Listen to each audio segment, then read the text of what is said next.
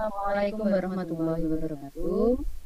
Alhamdulillah pada pertemuan kali ini hari Selasa tanggal 23 Juni 2020 kita dapat bergabung melalui acara Fikon Dikter Gumun 42 tahun 2020 yang bekerja sama dengan Balai Bahasa Jawa Tengah dengan materi perkembangan masa praaksara yang nantinya akan disampaikan oleh presenter kita Bapak Siswo SPD. Sebelum kita mulai acara Fikon pada hari ini, saya bacakan dulu CV dari moderator kita. Moderator kita adalah Ibu Suwarti Ningsih, lahir di Purworejo tanggal 14 Juni 1908.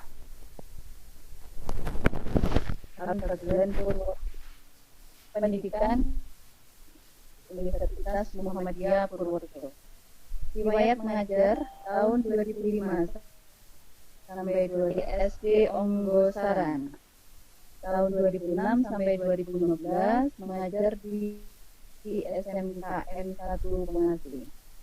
Tahun 2015 sampai 2019 mengajar di SMKN 1 Nanggulan. Tahun 2019 sampai sekarang mengajar di SMAN 1 Kokap Kulon Progo. Ada kunci dari presenter kita hari ini yaitu Bapak Siswo SPD. Kelahiran Magetan 22 April 1970. Alamat di Ngawi, Jawa Timur. Pendidikan S1 Sejarah di Surabaya. Riwayat mengajar, pernah mengajar di SMAN 1 Magetan, pernah mengajar di SMKN 2 Kota Madiun, pernah mengajar di SMAN 1 Magetan, dan mulai tahun 2005 sampai sekarang beliau mengajar di SMKN 5 Kota. Untuk lebih jelasnya mengenai materi perkembangan masa praaksara akan dipandu Fikon pada hari ini oleh Ibu Moderator. Kepada Bu Suwarti Ningsih, saya persilakan. Bismillahirrahmanirrahim. Assalamualaikum warahmatullahi wabarakatuh.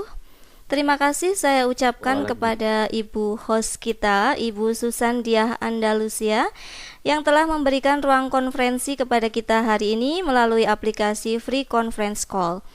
Baiklah Bapak Ibu Guru Hebat Senusantara, terima kasih atas kehadiran Bapak Ibu semua pada Fikon kami hari ini. Terima kasih juga kami ucapkan kepada Bapak Ibu instruktur yang telah membagikan ilmunya kepada kami sehingga hari ini kami bisa melakukan presentasi melalui Free Conference Call. Kita memasuki acara inti yaitu penyampaian presentasi dari narasumber kita, yaitu Bapak Susiswo dari SMK Negeri 5 Kota Madiun dengan materi aplikasi SAC-nya yaitu pembelajaran sejarah pada perkembangan masa praaksara dalam rangka pemenuhan tugas Diklat Daring Guru Mengajar untuk Nusantara Batch 2. Sebelum kita mulai, izinkan saya menyampaikan beberapa ketentuan pada kegiatan Fikon kita siang hari ini. Yang pertama, penyampaian materi dari presenter akan dilaksanakan dalam waktu sekitar 20-30 menit. Kemudian yang kedua, selama presenter menyampaikan materi, peserta boleh menyampaikan pertanyaan melalui kolom chat. Pertanyaan akan dijawab setelah presenter selesai menyampaikan materinya. Peserta juga boleh bertanya langsung setelah presentasi materi selesai, setelah mic dibuka oleh host. Dan jangan lupa untuk seluruh peserta dari Fikon hari ini untuk mengisi presensi yang sudah di-share di kolom chat. Baiklah, sekarang kita akan menyimak presentasi dari Bapak Susiswo. Pak Susiswo, kami persilahkan. Ya, sebelumnya Assalamualaikum warahmatullahi wabarakatuh. Selamat siang semuanya. Ini sebelumnya kami ucapkan terima kasih pada Ibu host yaitu Ibu Susan Andalusia dari SMA 1 Singosari Malang. Kemudian yang kedua juga kami ucapkan terima kasih pada Ibu Moderator yaitu Ibu Suwarti Ningsih SPD dari SMAN 1 Kokap Kulon Progo, Yogyakarta. Terakhir kami sampaikan juga terima kasih yang sebesar-besarnya kepada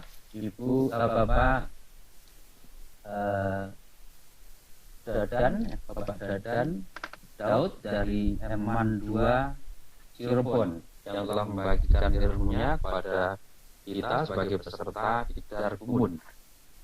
Dengan ilmu yang diberikan oleh Bapak Ibu instruktur, kami bisa menyelesaikan tugas-tugas mengenai berupa pemateri pengerjaan soal SAC.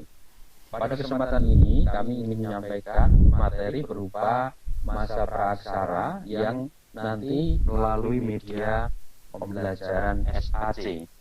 Baiklah Bapak Ibu yang kami hormati, peserta Bidar Kumun, ini kami dari kelompok Adipati Ukur, kami sampaikan mengenai materi perkembangan masa praaksara yang ini nanti akan kita berikan dalam rangka pemenuhan tugas SAC dalam pembelajaran sejarah. Bapak Ibu yang kami hormati, apa yang dimaksud dengan masa praaksara? Masa praaksara itu sebenarnya adalah merupakan masa untuk menyebut suatu masa perkembangan sejarah sebelum mengenal tulisan. Ini saya berikan ada 3 pokok bahasan yang nanti perlu kita ketahui. Yang pertama adalah pengertian praaksara. Yang kedua, pembabakan masa praaksara. Pembabakan juga bisa disebut pembagian masa praaksara. Yang ketiga, bagaimana kehidupan pada masa praaksara tersebut. Baik kita kupas satu persatu mengenai masalah kehidupan pada masa praaksara. Bapak Ibu yang kami hormati, apa yang dimaksud dengan masa praaksara? Pra itu adalah sebelum, aksara itu tulisan. Artinya masa praaksara adalah masa di mana manusia belum mengenal tulisan. Disebut juga dengan istilah nirleka. Nir itu kosong atau nol, leka itu tulisan. Masa nirleka disebut juga masa sebelum mengenal tulisan. Sama sebenarnya istilahnya dengan masa praaksara, cuma ada penyebutan beberapa istilah begitu saja. Bapak Ibu yang kami hormati, kenapa kita perlu mempelajari masa praaksara? Di dalam rangkaian sejarah kehidupan manusia, memang perlu kita ketahui apa sebenarnya yang terjadi pada masa lampau sehingga kita pada masa sekarang ini bisa sangat maju. Itu ada karena pada masa yang lalu sejarah. Kita tidak boleh melupakan sejarah masa lalu berupa yaitu masa praaksara. Di situ sebelum ada tulisan dan sebagainya sangat penting sekali diketahui, merupakan dasar dan fondasi bagi kehidupan masa sekarang. Bapak Ibu yang kami hormati, bagaimana kalau masa itu disebut praaksara belum ada tulisan? Sebelum ada tulisan, bagaimana mengetahuinya? Yaitu dengan cara mempelajari peninggalan-peninggalan pada masa praaksara. Peninggalan-peninggalan itu apa saja? Yaitu berupa peninggalan artefak, bisa juga. Yang kedua juga peninggalan berupa fosil-fosil. Apa yang dimaksud artefak? Artefak itu adalah peninggalan berupa benda-benda yang digunakan oleh manusia sebelum mengenal tulisan. Ini nanti bisa berupa dari batu, peralatan-peralatan dari tulang dan sebagainya, itu termasuk artefak. Yang kedua adalah peninggalan-peninggalan berupa fosil, yaitu sisa-sisa manusia pada masa lampau yang telah meninggal dan membatu. Itu sudah lama sekali. Itu yang bisa kita sebutkan di masa praaksara. Bagaimana tiap-tiap bangsa itu meninggalkan masa praaksara? Bapak Ibu yang kami hormati, tiap-tiap bangsa itu mempunyai tingkat perkembangan berbeda-beda antara bangsa satu dan bangsa lain. Bangsa satu dan lain kemajuannya itu berbeda-beda sampai sekarang itu. Pada masa itu, bangsa yang dianggap paling cepat meninggalkan masa praaksara atau dianggap bangsa maju, yaitu bangsa Mesir dan Mesopotamia. Meninggalkan masa praaksara sekitar 3000 sebelum Masehi. Di situ mereka sudah mengenal tulisan, meninggalkan bangsa-bangsa lain yang masih dalam masa praaksara. Kemudian bagaimana dengan bangsa Indonesia sendiri? Bangsa Indonesia sendiri meninggalkan masa praaksara. Kenapa kita perlu membahas pengenalan tiap bangsa terhadap tulisan? Karena tulisan salah satu bentuk kemajuan suatu bangsa. Di mana bangsa yang belum mengenal tulisan itu sangat dianggap kurang begitu maju, karena salah satu indikasinya yaitu kemajuan dari pengenalan baca tulis. Di sini bangsa Indonesia memang tertinggal jauh dari bangsa lain. Pada bangsa Indonesia kapan meninggalkan masa praaksara? Indonesia mengakhiri masa praaksara sekitar abad ke-5 Masehi. Abad ke-5 Masehi sekitar tahun 1400-an. Di situ sekitar tahun sebelum Masehi, 5 Masehi, ada peninggalannya berupa apa? Yaitu berupa 7 prasasti Yupa. 7 prasasti Yupa ditemukan di Kalimantan. Itu menunjukkan bahwa bangsa Indonesia sudah meninggalkan masa prasasti. Di situ ada tulisan dalam bahasa Sanskerta dan huruf Pallava yang itu merupakan peninggalan dari bangsa India, dari kerajaan India. Ditemukan di mana? Di Kutai, kerajaan Kutai di Kalimantan Timur. Apa isinya? Itu berupa suatu persembahan dari para Brahmana kepada Raja Mulawarman di Kalimantan atau di kerajaan Kutai. Itu Bapak Ibu yang kami hormati, salah satu bukti Indonesia mengakhiri masa praaksara sekitar abad ke-5 Masehi. Ini mulai abad itu kita sudah dianggap meninggalkan masa praaksara, mengenal masa-masa yang maju, yaitu masa-masa kerajaan yang nanti kita bersinggungan dengan budaya dari India.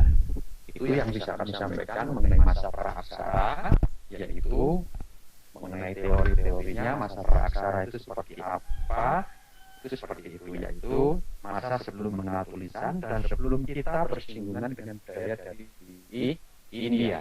Intinya tulis-menulis itu nanti kita mendapat pengaruh dari kerajaan India, termasuk nanti kita mengenal yang namanya agama Hindu-Buddha, kerajaan Hindu-Buddha, dan nanti kita melenggang ke depan setelah Hindu-Buddha nanti Islam, setelah Islam nanti kita bersinggungan dengan budaya Eropa sampai sekarang ke era yang sangat maju seperti sekarang. Baiklah Bapak Ibu, kita lanjutkan ke materi berikutnya, yaitu mengenai pembabakan masa praaksara. Pembabakan masa praaksara terbagi menjadi 2 berdasarkan peralatan hidupnya. Yang pertama adalah zaman batu, yang kedua adalah zaman logam. Zaman batu terbagi menjadi 3, terbagi menjadi 4 ya. Zaman Paleolitikum, Mesolitikum, Neolitikum, dan zaman Megalitikum. Sedangkan zaman logam terbagi menjadi 3 juga, yaitu zaman tembaga, perunggu, dan zaman besi. Ini kita kupas satu persatu Bapak Ibu berdasarkan peralatan hidupnya pada masa praaksara. Yang pertama adalah zaman batu tua atau disebut Paleolitikum. Paleo itu artinya tua, lit itu batu, kum itu masa. Sehingga pada masa ini disebut zaman batu tua. Ciri-cirinya pada zaman batu tua ini apa peralatan-peralatannya? Seperti saya tampilkan di gambar di samping, biasanya peralatan hidupnya itu berdasarkan fungsi kehidupannya sehari-hari. Kapak menetap, kapak genggam, itu fungsinya seperti itu. Dan juga pada masa ini peralatan masih kasar, belum diasah, jadi masih seperti asli batu, cuma difungsikan sebagai kehidupan sehari-hari. Pada masa ini kehidupan masih berpindah-pindah atau nomaden istilahnya, dari satu tempat ke tempat lain. Kenapa nomaden? Karena masih bergantung pada alam.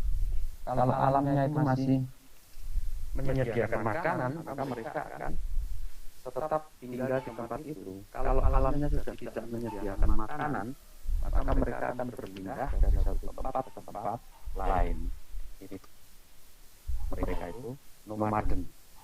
Jadi intinya cirinya peralatannya masih kasar, kehidupannya berpindah-pindah, kemudian masih food gathering. Food itu mengambil, care itu alam, masih tergantung pada alam. Itu ciri dari Paleolitikum. Yang kedua adalah masa Mesolitikum. Pada Mesolitikum ini dari kata mesos dan litikum. Mesos itu tengah, lit itu batu, kum itu masa. Masa di mana ini merupakan pertengahan. Mereka sudah mengenal hidup menetap atau semi menetap ya istilahnya. Tinggal di gua-gua, juga ada yang tinggal di pantai, mengenal budaya Kyokan Mordinger, yaitu sampah dapur. Yang dimaksud sampah dapur ini merupakan bukti bahwa mereka itu sudah menetap, karena ada sampah dapur berupa bukit terang yang sangat banyak sekali di belakang rumah panggung, yaitu rumah panggung di daerah pantai. Tidak mungkin budaya bukit terang itu kalau tidak mereka menetap sampai lama. Makanya pada waktu itu ada mengenal budaya semi menetap, namun mereka masih tetap berpindah-pindah. Peralatannya apa? Yang antaranya adalah kapak Sumatera yang ditemukan di wilayah pantai Sumatera, itu termasuk peralatannya. Kemudian juga ada peralatan dari tulang, ini pada masa Mesolitikum. Jadi kehidupan pada masa Mesolitikum itu banyak sekali terjadi di gua-gua dan pantai. Yang berikutnya adalah masa Neolitikum. Neolitikum ini termasuk juga disebut masa yang revolusioner, karena pada masa ini berbeda sekali dengan masa Paleolitikum yang masih berpindah-pindah dan juga tergantung pada alam, food gathering. Masa Neolitikum ini sebaliknya sudah menetap, tidak producing. Kalau sebelumnya food gathering, sudah food producing, sudah mampu membuat makanan sendiri atau bercocok tanam. Sehingga kalau sudah mampu bercocok tanam, hidupnya menetap, tidak tergantung dari alam lagi, namun juga dari yang sebelumnya itu peralatannya sangat kasar, berbentuk pada masa ini sangat halus dan sudah berbentuk, sehingga namanya disesuaikan dengan bentuknya. Contohnya seperti kambing, yaitu ada kapak persegi, kapak lonjong. Ini nama alat-alatnya. Beberapa peninggalannya kelihatan peralatan-peralatannya sudah sangat halus, kehidupannya sudah maju, caranya sudah menetap, dan juga tidak lagi tergantung alam. Mereka sudah bisa menabung dalam arti makanan untuk hari esok. Jadi mereka tidak berpindah-pindah lagi. Kehidupannya pada masa ini sudah menetap. Itu yang bisa di masa Neolitikum. Yang berikutnya, Bapak Ibu, bisa kami sampaikan selanjutnya mengenai masa Megalitikum. Pada zaman Megalitikum ini sebenarnya merupakan perpanjangan dari masa Neolitikum. Setelah masa Neolitikum berakhir, memasuki zaman Megalitikum. Kenapa dikatakan zaman Megalitikum? Sebenarnya Megalitikum itu sama dengan zaman batu, tapi punya ciri khas, yaitu pada masa ini kehidupan peralatannya ini terbuat dari batu yang sangat besar, sehingga dinamakan Megalitikum.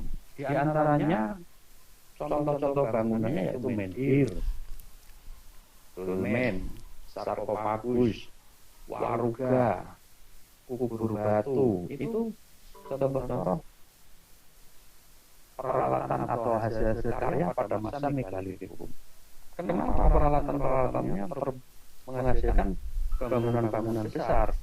Ternyata setelah diteliti bahwa bangunan-bangunan yang dihasilkan masa Megalitikum menunjukkan masa Megalitikum itu sudah mengenal sistem kepercayaan. Contoh, kita ambil contoh misalkan gambar di samping, yaitu menhir.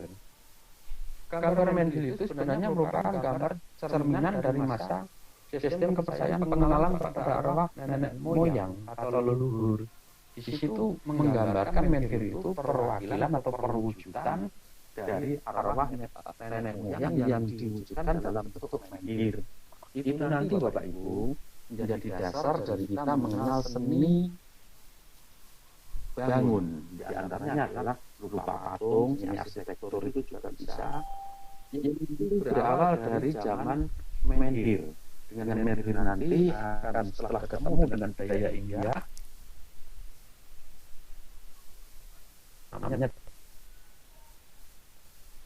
perwujudannya lebih realistis ketika bertemu dengan budaya India. Namun bukan berarti kok zaman Indonesia Praksara belum mengenal sama sekali mengenai masalah seni patung, bukan, karena kita sudah punya dasarnya terlebih dahulu, yaitu membuat bangunan pada masa megalitikum, termasuk menhir itu ya, kemudian ada dolmen, meja batu, waruga, kubur batu dan sebagainya. Itu merupakan dasar dari kehidupan bangsa Indonesia, terutama dari seni. Nanti ada patung dan sebagainya setelah kita bertemu dengan India. Bapak Ibu yang kami hormati, ini pada masa megalitikum sistem religi berkembang pesat.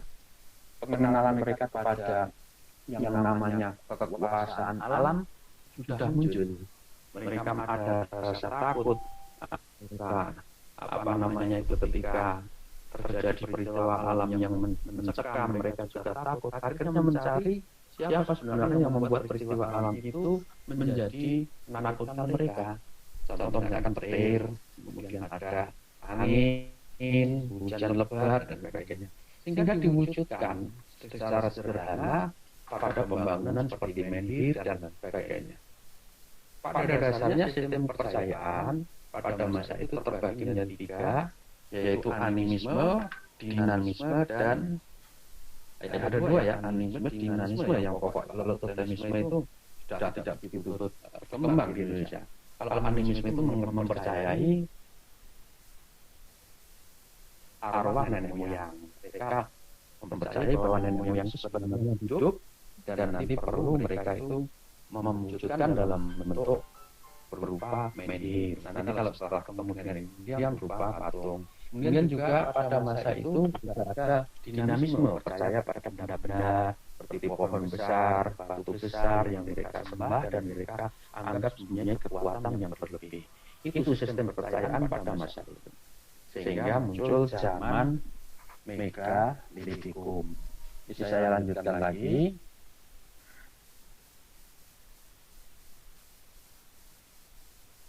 Yang berikutnya adalah zaman logam. Zaman logam terbagi tiga, yaitu zaman tembaga, perunggu, dan besi. Ini zaman logam. Ini saya ambilkan contoh satu saja, gambarnya yaitu berupa nekara. Nekara ini dari bangunan perunggu. Ini salah satu contoh kemampuan masa praaksara. Sebelum kita mengenal tulisan, sebelum kita berkenalan dengan bangsa India, kita sudah mau membuat logam, yaitu waruga. Ada nanti ada moko juga, waruga, moko dan lain sebagainya pada masa logam itu nanti dibuat juga ada kaitan dengan sistem kepercayaan juga. Banyak sekali bangunan-bangunan dulu yang dibuat merupakan bangunan cerminan pada sistem kepercayaan untuk kegiatan-kegiatan upacara, termasuk juga perhiasan-perhiasan nanti dibuat dalam rangka untuk kegiatan-kegiatan upacara. Ini contohnya ada nekara. Nanti juga ada contoh lain seperti bejana perunggu, ada moko. Bagaimana pengolahan pada masa logam ini? Mereka sudah punya teknik cara untuk mengolah logam.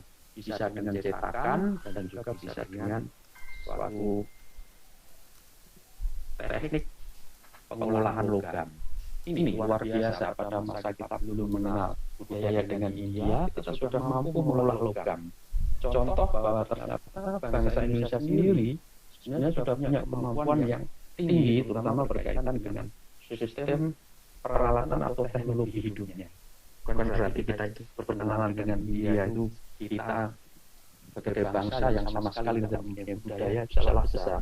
Karena kita sudah mempunyai percaya perdu, artinya itu sudah punya kemampuan sendiri di dalam berhubungan dengan bangsa lain. Sampai sekarang kita sulit untuk dipengaruhi bangsa lain karena kita sudah punya budaya sendiri, seperti gotong royong dan sebagainya itu tidak ada di bangsa lain.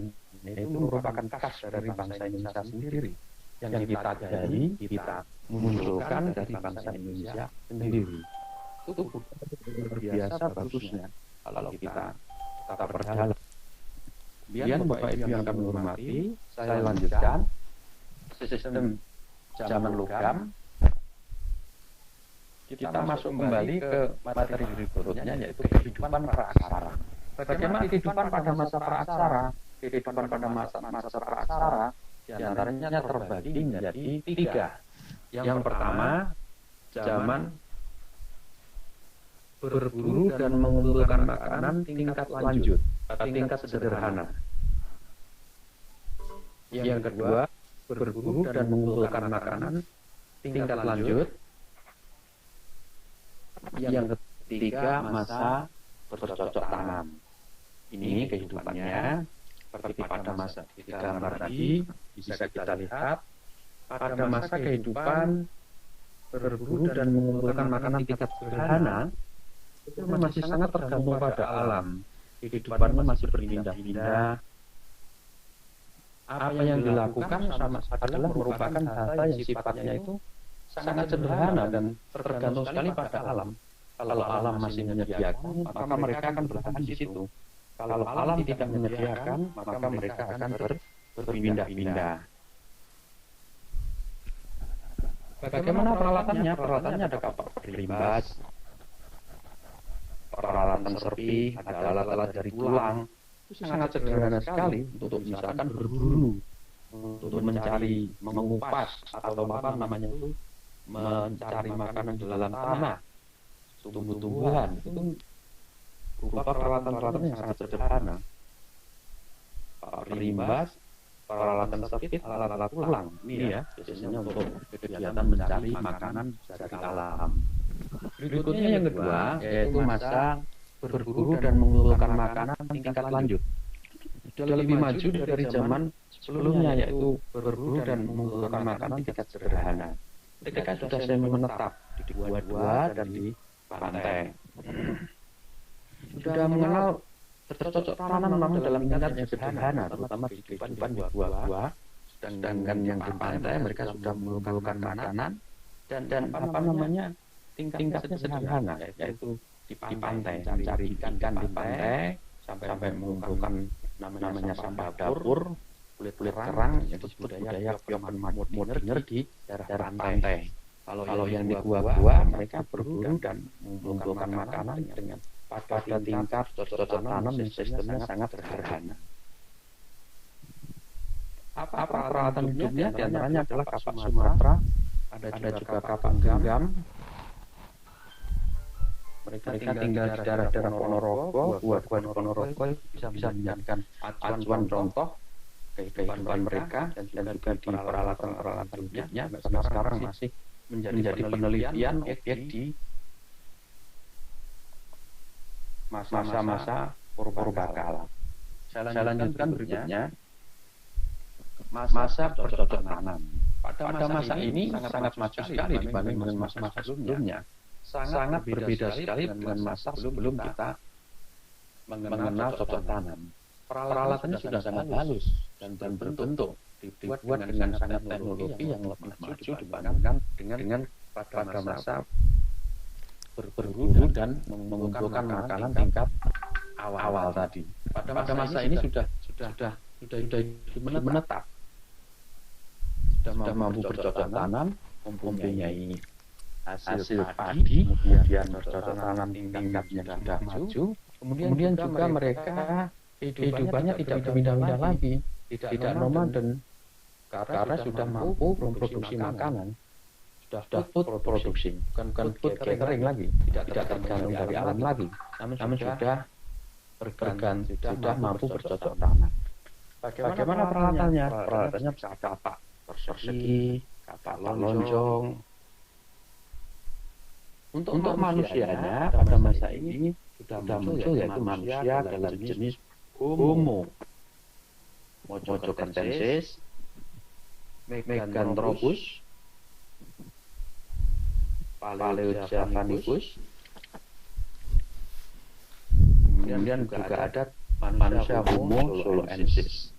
Itu yang bisa saya sampaikan mengenai masalah manusia pada masa bercocok tanam. Baiklah Bapak Ibu yang kami hormati, sekarang kita menginjak pada latihan soal. Kalau kita sudah sampaikan, yaitu berupa materi. Ini kita sampaikan soal dulu atau langsung tanya jawab ini Bu Suwarti? Halo. Mungkin sebaiknya diselesaikan dulu saja Pak. Diselesaikan sampai soal, terus nanti baru kita buka sesi tanya jawab. Oke, terima kasih. Saya lanjutkan. Ini materinya berupa soal. Ini untuk latihan. Tadi yang pertama, Sangiran merupakan tempat laboratorium manusia purba yang terletak di mana ya? Siapa yang tahu barangkali ini bisa kita lihat. Ya, yang betul adalah di daerah Sragen, Jawa Tengah. Kita klik ya, betul ya, nilainya 10. Ini untuk bisa untuk latihan anak-anak. Gambar berikut merupakan gambar apa ini? Dibuat pada masa Megalitikum. Ya, itu ada waruga, dolmen, menhir, sarkofagus, dan candi. Kita pilih saja, yaitu apa ya ini? Menhir ya Bapak Ibu. Ya betul. Ciri pada masa Paleolitikum, intinya apa kalau Paleolitikum gitu? Paleolitikum itu hidupnya masih berpindah-pindahan. Ini salah pencet tapi maaf ya, salah pencet tadi. Ya, sebenarnya tadi sudah bisa. Berikutnya masa praaksara, gambar di samping itu apa? Yaitu masa bercocok tanam. Kita klik ya. Kemudian praaksara menetap itu masa apa? Yaitu masa Neolitikum.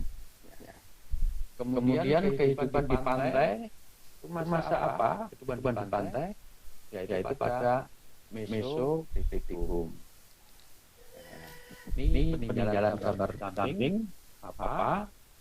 Nekara, Moko, dolmen, waruga, menhir. Kalau nekara itu pasti dari perunggu. Kalau Moko juga dari perunggu, dolmen itu meja ya, meja. Dan waruga itu menhir tadi sudah ada. Ini adalah nekara. Yang nomor 8.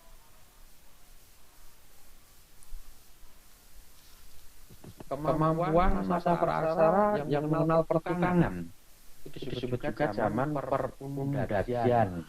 Itu masa pengenalan pembagian masyarakat berupa tukang-tukang ya, juga pertukangan ya, perumdadian. Kemudian selanjutnya mengakhiri zaman sejarah, buktinya apa? Ditemukannya 7 prasasti Yupa.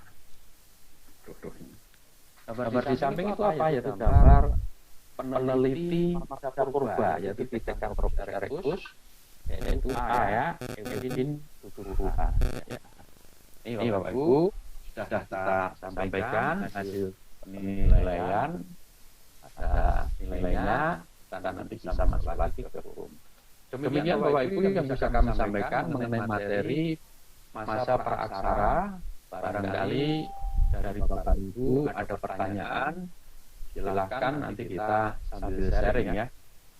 Demikian Bu Suwarti dari moderator, kami sebagai presenter bisa kami sampaikan materinya. Barangkali ada dari audien pertanyaan. Silakan Bu Warti. Ya, terima kasih Bapak Susiswo. Pemaparannya tadi jelas sekali ya, sangat menarik materi tentang masa praaksara. Jadi sudah dijelaskan mengenai pengertian masa praaksara, pembabakan masa praaksara, dan juga kehidupan di masa praaksara. Sekarang saatnya kita masuk ke sesi tanya jawab. Mungkin Bapak Ibu ada yang mau bertanya. Silahkan bisa menulis di kolom chat atau mungkin bisa langsung nanti bisa menulis di chat kalau mau bertanya biar dinyalakan mic-nya oleh host. Ada Bapak Ibu? Nah, ini tadi Pak Sis ada pertanyaan dari Ibu Tuti ya. Ibu Tuti ini dari SMA Negeri 1 Blega. Maaf Bapak mau tanya, apakah Indonesia mengenal zaman tembaga? Monggo Pak, bisa langsung dijawab. Oh, ya, pertanyaannya sangat bagus. Dari siapa Bu ini? Dari Ibu Tuti. Ya, Ibu Tuti di SMA 1 Blega. SMA 1 Blega. Jogja ya? Blega. Blega itu mana ya? Mana ya? Daerah mana ya? Saya juga kurang paham, Pak. Oke, siap. Kalau di Indonesia itu tidak mengenal zaman tembaga, Bapak Ibu. Kita ini sebenarnya meloncat. Kita dari zaman batu ke zaman logam. Logamnya ini kita tidak mengenal tembaga, tapi langsung perunggu dan besi. Karena tembaga tidak diperkenalkan di Indonesia. Itu kita. Jadi dari mulai zaman megalitikum sampai ke zaman apa itu neolitikum, kita mengenal alat-alat yang sudah sangat halus berbentuk. Kemudian megalitikum sudah mengenal peralatan semacam peralatan hidup, yaitu batu-batu besar. Kemudian setelah itu ternyata di Indonesia itu tidak mengenal tembaga. Sebenarnya harusnya tingkatannya itu kalau zaman logam itu tembaga, perunggu, besi. Tapi kita langsung perunggu dan besi. Ya itu keanehannya di Indonesia. Tidak mengenal masa tembaga. Dan di masa perunggu nanti kita mengenal cara-cara mengolah logam melalui contoh misalkan Mekara, Moko, itu hasilnya sangat masuk sekali. Sampai sekarang masih ada di daerah Sulawesi, di daerah Nusa Tenggara itu seperti sarang Moko itu ada. Kemudian setelah itu zaman besi, apalagi zaman besi sampai sekarang masih kita nikmati alat-alat dari besi yang seperti misalkan arit itu sudah dikenal pada masa zaman logam. Itu ya mungkin Bu Suwarti mengenai pertanyaan dari Ibu tadi. Bisa mengenal tembaga atau tidak? Kita tidak mengenal, tapi langsung kita masuk ke zaman perunggu, gitu ya, Bu Warti. Ya, terima kasih. Itu ya, Bu Tuti. Ini tadi dikonfirmasi Ibu Tuti itu dari Bangkalan, Madura, Pak. Ya. Oh ya, beliau berasal dari Madura. Salam Madura. Ya. Oh ya, ini ada yang mau bertanya, Ibu Sofiani. Mungkin Bu Susan bisa menyalakan mic-nya Ibu Sofiani? Halo Ibu Susan. Halo, Assalamualaikum Bapak Guru. Oh Bapak, maaf. maaf Pak, karena tulisannya Sofiani. Nggih. Ya, silahkan Bapak. Oke. Terima kasih atas waktunya kepada Bapak Susiswo ya, ini guru saya. Yang saya tanyakan begini Pak, kenapa zaman praaksara itu yang terlebih dahulu kok di Kerajaan Kutai ya? Padahal kalau dari secara geografis itu kan yang dekat dengan India itu kan Sumatera dan Jawa ya Pak ya. Tapi kok itu kok yang pertama kali kok kerajaannya, padahal kan itu berpengaruh dulu. Terus kok berada di Kalimantan sana? Kenapa kok bisa gitu Pak ya? Kenapa tidak kerajaan yang ada di Sumatera atau Jawa dulu? Oke, mungkin itu pertanyaan dari saya Pak. Terima kasih. Silakan Pak Sis, bisa langsung dijawab. Mas Ruswan, terima kasih Bapak, pertanyaannya sangat bagus sekali. Ini saya kadang menjawabnya berat sekali, ini pertanyaannya sangat bagus ini. mengenai kenapa kok pertama kali kita itu bersinggungan dengan budaya India itu di Kutai, Kalimantan Timur. Itu berkaitan dengan sumber sejarah. Saya jawabnya seperti itu. Di sumber sejarah itu yang ditemukan pertama ya, itu yang terletak di Kutai, di Tarumanegara. Kemungkinan kalau saya itu bisa mengambil satu argumen, Kutai itu Kalimantan Timur kemungkinan itu kan juga letaknya di luar kan, di luar termasuk juga persinggungan budaya India menuju ke Cina. Mungkin itu salah satunya, sehingga mereka lebih dulu mengenal budaya India. Kemungkinan pada waktu itu yang pertama mengingatnya itu memang di Kutai. Namun demikian Bapak Ibu, yang saya sampaikan kita kan hanya sebatas bukti arkeologis. Dan bukti arkeologis biasanya kita pakai itu akan gugur jika ada penemuan baru. Untuk sementara ini yang ditemukan yaitu proses jumpa yang di Kalimantan Timur. Untuk yang lain-lain mungkin ada juga penemuan tapi tidak terdeteksi. Ya ini mungkin yang secara formal kita, karena buktinya itu ya di Kalimantan Timur itu pertama kali pada abad ke-5 Masehi, pada waktu kerajaan Kutai zaman Mula Warman, itu bukti ya kita orang sejarah yang pertama kali kita buat acuan yaitu bukti arkeologis. Kalau yang lain kemungkinan belum ditemukan, mungkin itu yang tertua ya itu yang kita jadikan acuan untuk kerajaan Tarumanegara, kerajaan Sriwijaya. Itu sebenarnya yang terbesar Sriwijaya dan Majapahit itu juga bersinggungan dengan budaya dari India. Namun kalau kita bicara yang pertama itu kadang-kadang susah mengenai tahun. Sejarah itu kalau bicara tahun kadang-kadang susah kaitannya dengan bukti arkeologi. Kan apa arkeologi merupakan yang memang itu memang ditemukan dalam yang pertama itu. Ada yang lain yang belum ditemukan. Itu untuk pertanyaan Bapak tadi. Jadi secara intinya, secara arkeologis memang pada masa itu yang pertama kali ditemukan dari kerajaan Kutai Tarumanegara atau Kutai Kartanegara yang sekarang itu yang mau dijadikan kota Indonesia. Kemungkinan alasannya adalah persinggungan jalur Cina dengan India. Pada waktu itu mungkin sehingga di Kutai. Demikian Bu Warti dari pertanyaan-pertanyaan itu bagus sekali ya. Ya, terima kasih Pak Susiswo. Mungkin mudah-mudahan tadi bisa menjawab pertanyaan dari Bapak Sofyan ya. Kemudian berikutnya ini ada pertanyaan lagi Bapak dari Ibu Sri Harikunanti dari kelompok Cutnyadin. Adakah jenis peralatan hidup manusia purba yang masih digunakan manusia saat ini? Silakan Pak, apakah masih ada? Ini Bu Hari Kediri ya ini, teman saya. Oh iya. Kesempatan Bu Hari. Ya, terima kasih pertanyaannya. Peralatannya sampai sekarang masih banyak yang digunakan manusia purba itu. Coba kita cek saja di dapur itu, seperti ulek-ulek itu. Dan itu juga peralatan dari batu itu. Bapak Ibu. Itu masih banyak peralatan yang dari batu yang digunakan sampai sekarang.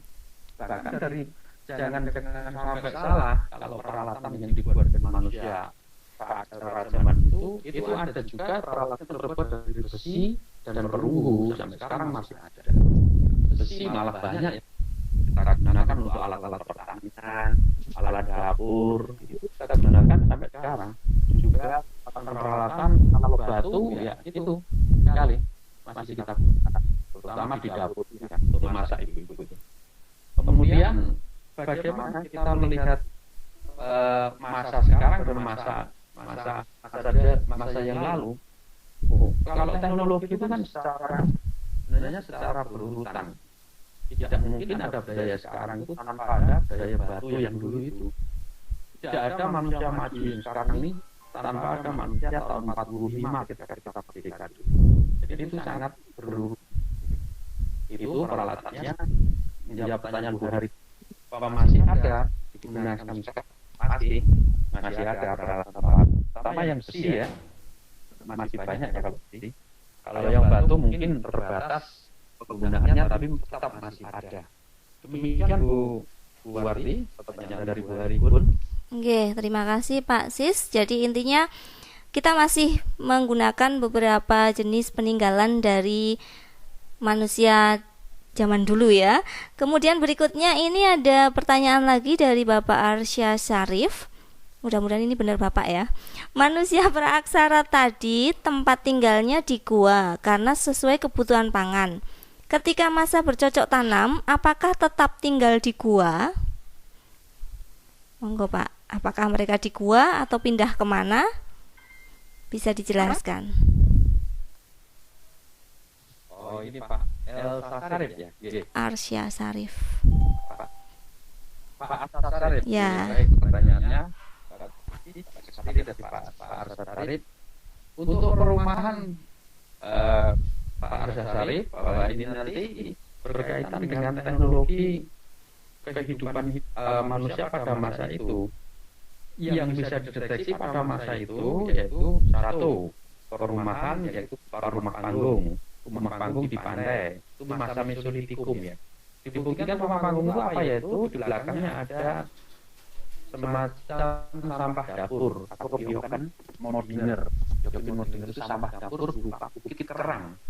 Setiap makan kerang mereka kotorannya dibuang di belakang sampai menumpuk menjadi dinamakan kepiokan modiner sampai bertahun-tahun. Nah ini menunjukkan bahwa hidup mereka sudah salah satunya daerah panggung ke pantai. Di pantai timur Sumatera itu banyak ditemukan peralatan-peralatan seperti kapak Sumatera dan sebagainya yang menunjukkan bahwa kehidupan mereka itu praktek dan semi menetap. Kadang itu menetap, kadang berpindah-pindah. Kemudian untuk yang kehidupan di gua-gua itu memang lama mereka hidup di gua karena belum punya kemampuan untuk membuat rumah. Jadi mereka hidupnya di gua-gua termasuk juga nanti menjadi dasar dari kehidupan mereka, rumah mereka pada awalnya seperti itu. Setelah nanti bersinggungan dengan budaya dari India dan sebagainya, mereka semakin maju dan membangun sistem kehidupan, sistem itu bangunan yang lebih maju dari zaman praaksara. Demikian Bu Arti dari Pak Arsya Syarif ya tadi. Oke, ya terima kasih Pak Sis, Pak Arsya Syarif, itu tadi jawabannya. Ini masih ada pertanyaan lagi dari Ibu Nurul MM dari SMA Negeri 1 Kutowinangun Kabupaten Kebumen, Pak. Setelah masa praaksara ada masa apa, Pak? Terima kasih. Waduh, bagus sekali. Pertanyaannya sangat menarik.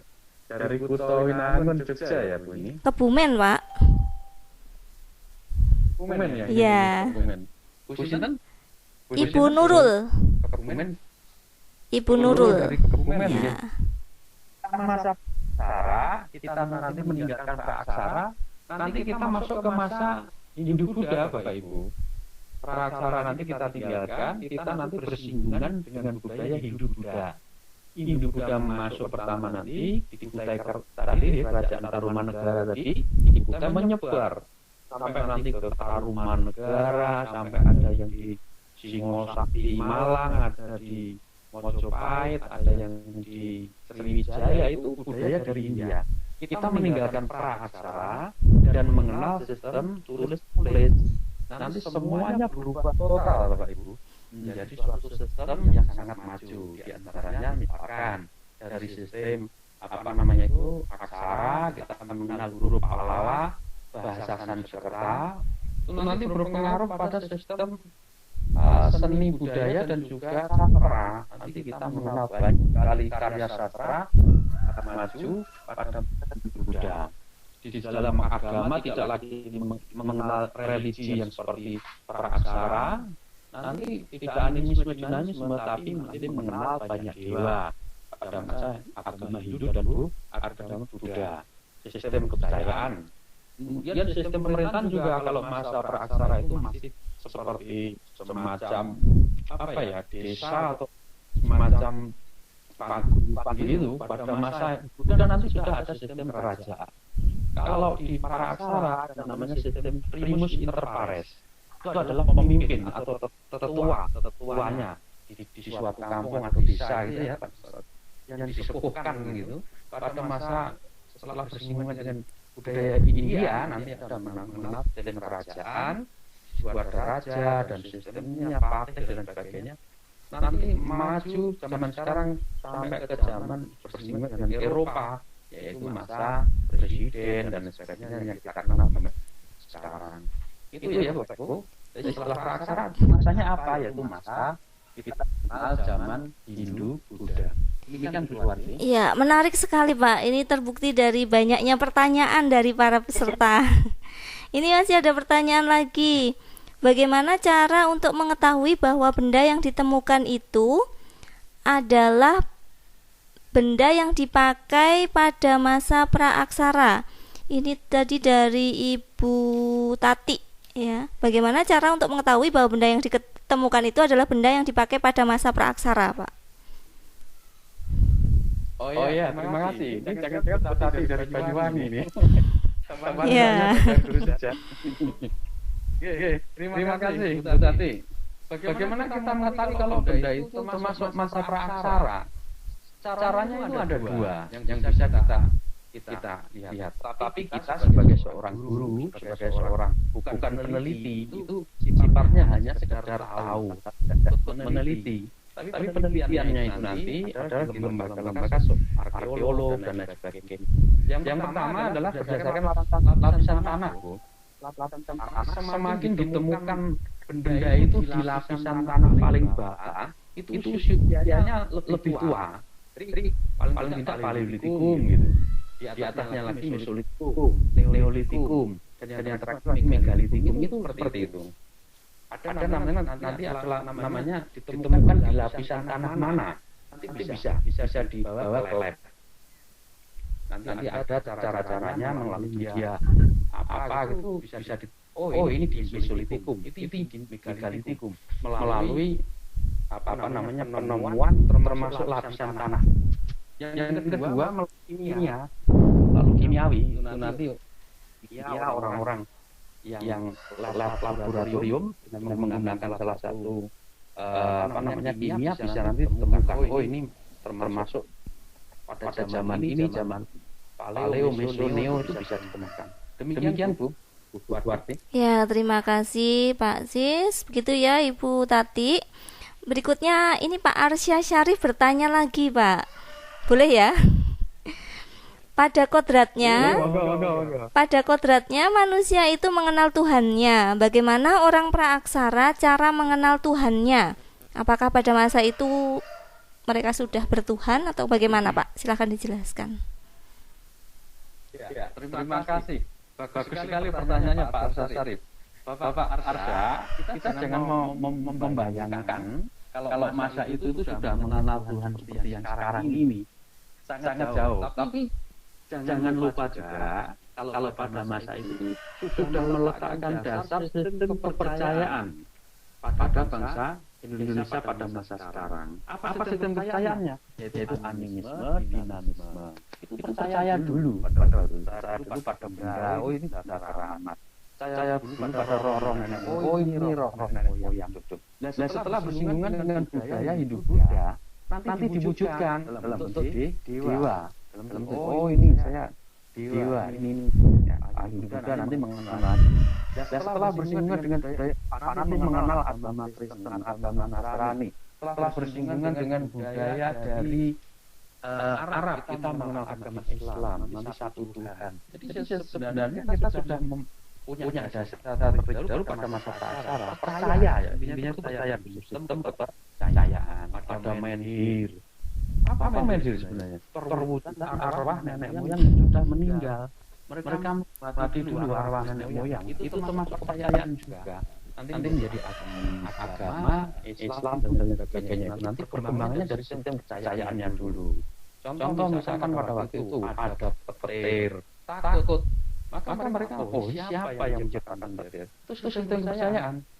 Ada namanya badai hujan, takut mereka. Maka ini ada sistem kepercayaan. Ini siapa yang menciptakan badai hujan? Mereka takut, mereka percaya. Awal-awal percayanya dari situ. Tapi tidak langsung percaya Tuhan itu tidak, karena ya kita harus maklum Bapak Ibu, karena pada masa itu kehidupannya masih sangat sederhana. Pola pikir, sistem kepercayaannya juga sederhana, tidak belum masuk seperti sekarang. Seperti saya jelaskan tadi, Bapak Ibu, bahwa kita namanya biaya sampai biaya komputer, tidak langsung duduk komputer, batu dulu, perunggu, besi, sampai ke komputer itu merupakan proses. Jadi juga termasuk sangat penting sekali pada masa itu. Saya tandaskan lagi, sistem kepercayaan bagaimana pada waktu itu? Animisme dan juga intinya kepercayaan. Demikian Bu Arti. Oke Pak, terima kasih sekali Pak Susiswo, penjelasannya sangat jelas ya, gamblang. Mungkin mudah-mudahan Pak Arsyad Syarif cukup puas dengan jawaban dari Pak Sis. Masih ada pertanyaan lagi? Ini kita masih punya waktu beberapa menit ya, 10 menit ke depan. Ini masih ada 2 pertanyaan ya Pak. Yang pertama adalah dari Bu Rusti. Bagaimana cara mengetahui perkiraan umur peradaban manusia purba dari sisa peninggalannya? Cara mengetahui perkiraan umur peradaban manusia purba dari sisa peninggalannya. Tadi sepertinya sudah ada penjelasan ke situ. Mungkin bisa Bapak tegaskan lebih rinci lagi. Oh ya, terima kasih Bu Arti. Betul, tadi sudah saya singgung. Yang pertama bisa berdasarkan lapisan tanah di mana ditemukannya peralatan hidup itu. Lapisan tanah nanti diketahui. Oh ini kuncinya kalau lapisan tanah semakin di dalam ditemukan, semakin ke bawah usianya semakin tua. Kalau semakin ke atas usianya semakin muda. Urutannya dari bawah itu paleo, meso, neo, dan mega sampai ke logam. Itu yang dari lapisan tanah. Yang kedua bisa menggunakan zat-zat kimia, itu nanti pakar atau ahlinya adalah dari orang-orang kimia melalui lab. Demikian Bu Arti. Oke, terima kasih. Begitu ya tadi Ibu Rusti, jadi sudah melalui penelitian oleh para ahli. Kemudian masih ada satu pertanyaan dari Ibu Tri Kadar Sukmawati. Izin tanya Pak, duluan mana masa Pithecanthropus erectus atau masa aksara ya Pak? Masa aksara ini Pak. Oh, iya. Oke, enggak apa-apa. Ya mungkin ini masih apa ya? Bisa saya jelaskan. Masa aksara dan Pithecanthropus ya jelas dulu Pithecanthropus. Karena aksara itu sudah mengenal tulisan. Kalau Pithecanthropus itu masa pra aksara. Disebutkan masa nirleka. Kalau dulu istilahnya zaman kita SMA itu zaman pra sejarah dan sejarah. Itu cuma beda istilah saja. Pithecanthropus itu ada di masa pra aksara. Pithecanthropus itu pithekan, anthropos itu manusia, pithekan, tropus itu manusia ya manusia kera, istilahnya dalam sejarah seperti itu. Erectus, erectus itu tegak, berdiri tegak, artinya itu manusia kera yang sudah berdiri tegak. Itu masa pra-aksara. Ditemukannya kapan? Pada masa sebelum mengenal tulisan. Yang disebut masa aksara itu kalau dulu masa sejarah. Katakan sejarah apa? Sudah ada peninggalan tertulis. Peninggalan tertulis kapan kita? Yaitu Suci Prasasti Yupa. Ditemukan di Kutai, kerajaan Kutai di Kalimantan Timur. Itu kapan? Yaitu pada masa kita sudah mengenal budaya dengan bangsa India. Itu demikian, Warti. Oke, terima kasih Pak Sis. Diskusi kita, sharing kita hari ini sangat menarik ya. Ada banyak pertanyaan. Saya hitung tadi ada sekitar 10 pertanyaan yang diajukan oleh peserta, Pak. Mungkin ada lagi yang mau ditanyakan oleh peserta, mungkin ada. Kita masih ada waktu 5 menit ya. Jadi ini kita gunakan untuk menyampaikan kesimpulan. Pak Susiswo, silahkan untuk menyampaikan kesimpulan dari presentasi Bapak hari ini. Monggo. Baik, Bu Suwarti, terima kasih yang diberikan kepada saya. Baiklah, Bapak Ibu yang kami hormati, Pada masa praaksara intinya itu adalah mempelajari masa sebelum mengenal tulisan. Pada masa sebelum mengenal tulisan itu pra itu awal. Aksara itu tulisan, belum mengenal tulisan. Bagaimana kita sebelum mengenal tulisan? Yaitu melalui benda-benda yang ditinggalkan. Benda-benda yang ditinggalkan itu apa? Satu arkeologi, dua berupa fosil. Kalau tidak ada tulisan, kenapa kita bisa mengetahui bahwa itu ada kehidupan tadi melalui benda-benda peninggalan tadi, sehingga bisa kita kategorikan, kita bisa mempelajari masa lalu, yaitu pada masa praaksara. Kemudian juga bagaimana perannya ini masa praaksara terhadap masa sekarang. Masa praaksara itu merupakan rangkaian dari kehidupan masa sekarang. Jadi dimulai dari masa praaksara, masa Hinduda, kemudian masa Islam, masa kolonialisme, imperialisme, masa kemerdekaan, dan sekarang masa milenium seperti sekarang. Apakah penting masa praaksara dipelajari? Sangat penting sekali. Kita tidak mengetahui sejarah bangsa Indonesia sendiri, bagaimana kita akan menjadi besar. Kalau bahkan pada masa praaksara tidak penting, sama juga pertanyaannya, kita mempelajari diri kita sendiri itu apa tidak penting? Orang tua kita itu siapa itu apa tidak penting? Itu juga termasuk sejarah. Jadi kalau kita mengingat masa lalu, bukan kok kita itu mau yang negatifnya, bukan, tapi merupakan untuk mengetahui sejarah kita sendiri. Minimal sejarah kita sendiri. Yang lebih besar adalah sejarah bangsa kita. Jangan sampai kita tercabut dari akar budaya bangsa Indonesia. Kalau kita tidak mengenal budaya bangsa Indonesia, nanti ke depan kita akan menjadi bangsa mana? Bisa bangsa Cina, bisa menjadi bangsa Amerika, menjadi bangsa India. Kalau budaya bangsa Indonesia ya gotong royong, rukun, saling tolong menolong, itu yang tidak boleh kita hilangkan sampai sekarang. Nah, itu yang memberikan siapa? Ya masa lalu, termasuk praaksara itu rangkaiannya seperti itu. Demikian Bu Suwarti, kesimpulan yang bisa saya sampaikan. Kurang lebihnya minta maaf dari saya. Assalamualaikum warahmatullahi wabarakatuh. Alhamdulillah. Baiklah Bapak Ibu Guru hebat senusantara, tidak terasa hampir 1 jam kita mengikuti pemaparan dan diskusi tentang masa praaksara bersama dengan narasumber kita yaitu Bapak Susiswo.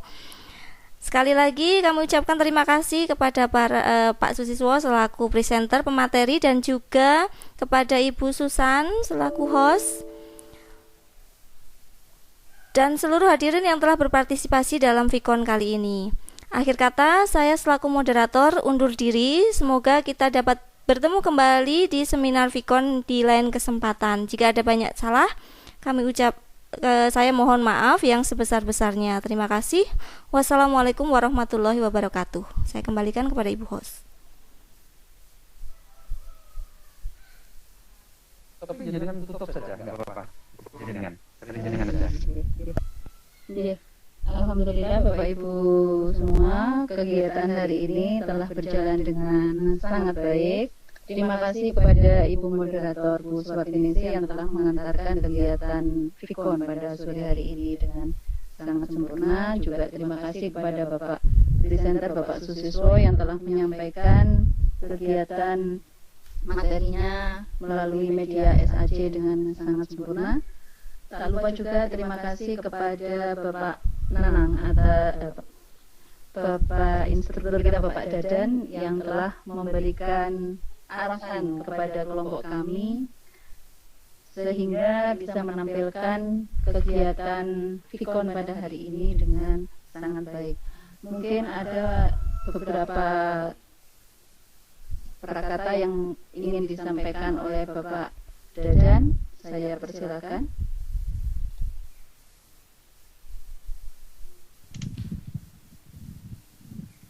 Halo.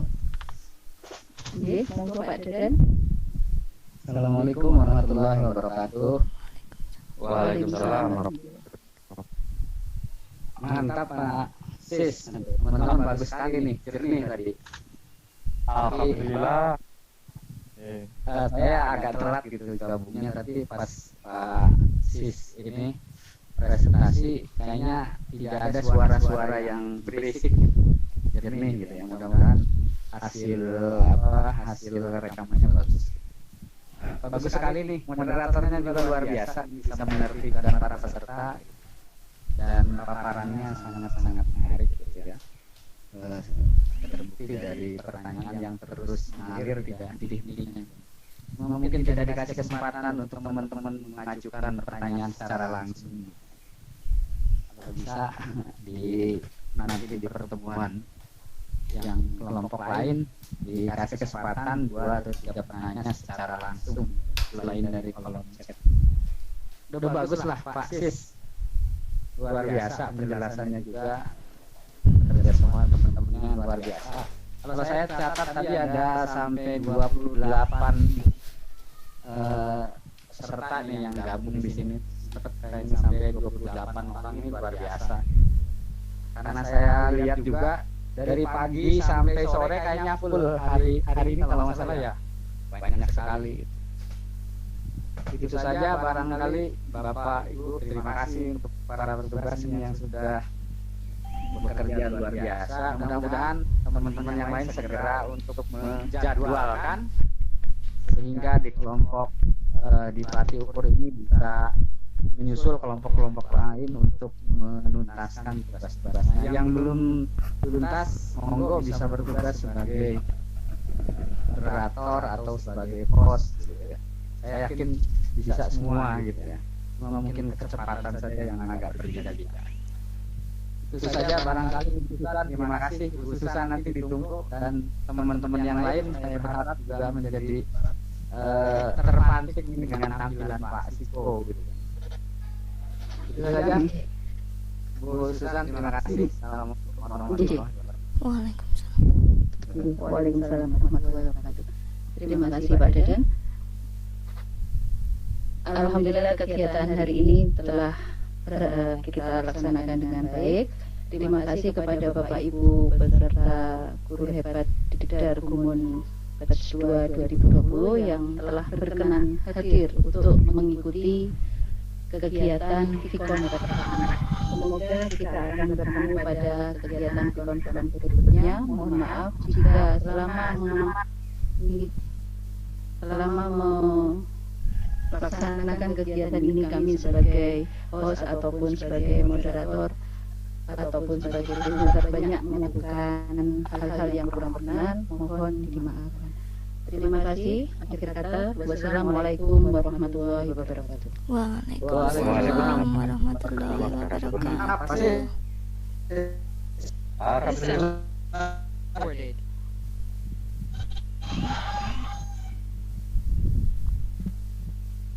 Tinggal bagian siapa nanti Pak?